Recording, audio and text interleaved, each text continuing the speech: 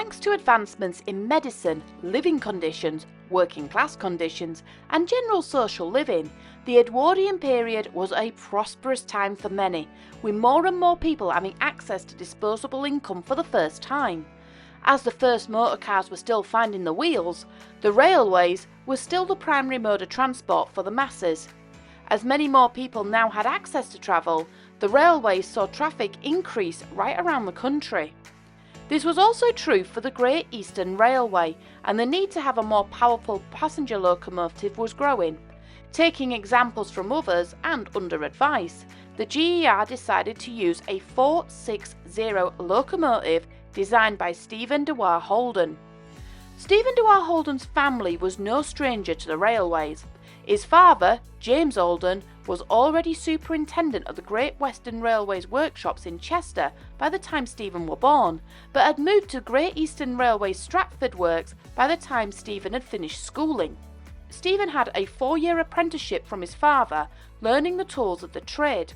Afterwards, he worked upwards from the drawing room department to inspector of the running department, and he was promoted through the ranks, eventually succeeding his father as superintendent in 1908. The new class, the S69, also known as the 1500 class, was at the time one of the smallest classes with the 4 6-wheel arrangement, but their size was perfect for the more challenging passenger routes and schedules on the Great Eastern Network. It sported twin inner cylinders and 6-foot 6-inch driving wheels and were considered very lightweight as engines go, giving the engine more flexibility. In fact, one of the only drawbacks and grumbles from those using these new engines were from the firemen. With a rather wide footplate, unless you had a long-handed shovel, it was a good 8-foot stretch between the engine's tender to the fire hole. The boilers of these new engines would contain 191 fire tubes and 12 superheater flues. 1513 and 1514 were experimental, with a new type of superheater which were expanded to the rest of the class.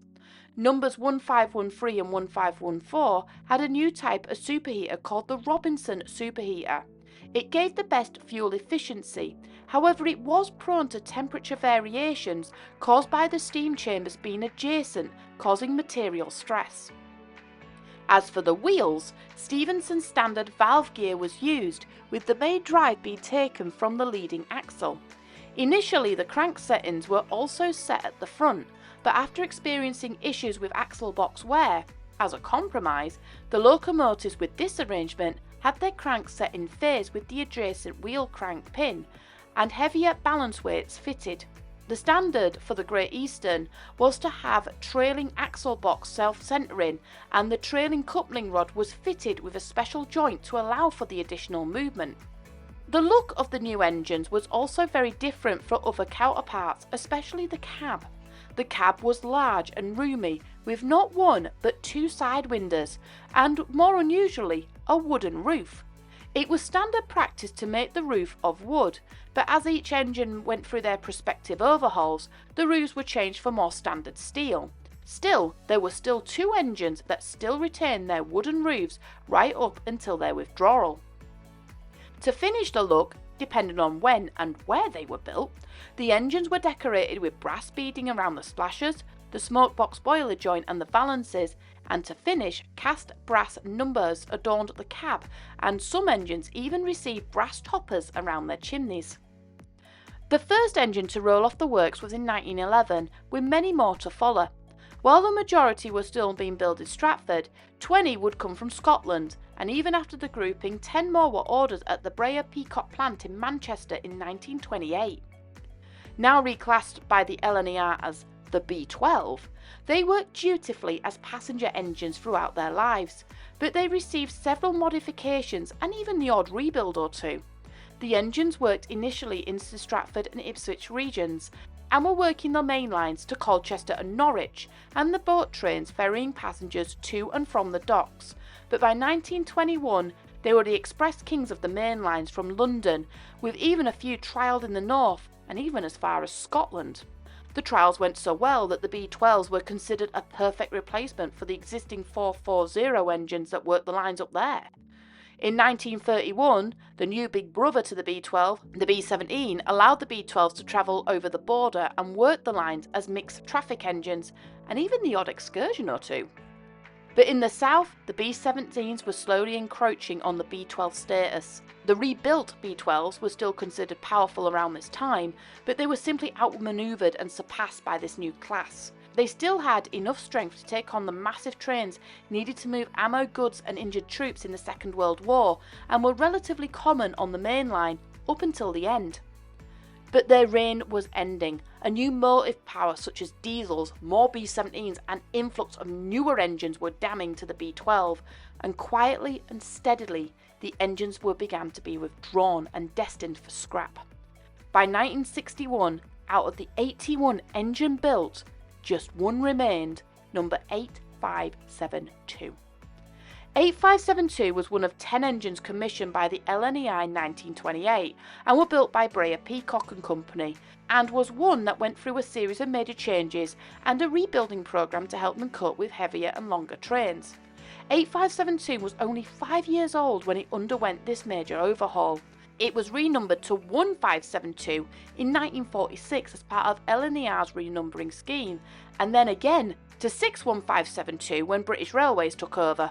It had a fairly standard life for a B12, working the East Anglia lines. But when it was transferred to Norwich in 1959, the town loved it. They adopted the engine as a mini celebrity. Its fame and its popularity may have saved it from its brother's fate, as it was happily working mostly freight and passenger lines in the area. But British Rail decided that the end had come for the engine, and it steamed its last in standard service on the 20th of September 1961. Preservationists were keen to take the engine under their wing and away from the scrapyards, so it was stored away in Stratford before being purchased by the Midland and Great Northern Joint Railway Society and put into preservation. But it would be 5 more years before it was transferred to its new home, the North Norfolk Railway. The engine was stored to await its turn to be restored. In 1977, the engine got its chance. However, its years of service and storage had not been kind, and the engine needed extensive work to get it into running order. Its restoration was considered one of the most complicated in railway preservation history, and there were times that people would ever wonder if it would ever steam at all. One of the most passionate and positive forces to the restoration project was Shedmaster Bill Harvey. Bill was a passionate leader in getting the engine to steam, and it was tragic that Bill passed before the engine could be completed. But thanks to his monumental efforts, the engine did steam again, and it was recommissioned on the 3rd of March 1995, 18 years after the project started. The engine was dedicated to Bill in his honour. It worked on the line until 2007, before it went in for its second overhaul. This time it was not nearly as long, and it was back out again, delighting crowds in less than 5 years. Sadly, its current boiler ticket expired in 2022, and work is underway to get the B12 once again back in service. The B12 is the flagship of both the railway and the society, and is probably one of the more unique engines running today. Not only is it the very last survivor of its class, but it's unlike any other locomotive preserved, as it's the only example of an inner motion 460. But for now, I'm afraid it's a waiting game. As the works prepare her for a new ticket, it is with hope that the engine will show us steaming in apple green livery again, just in time for her 100th birthday.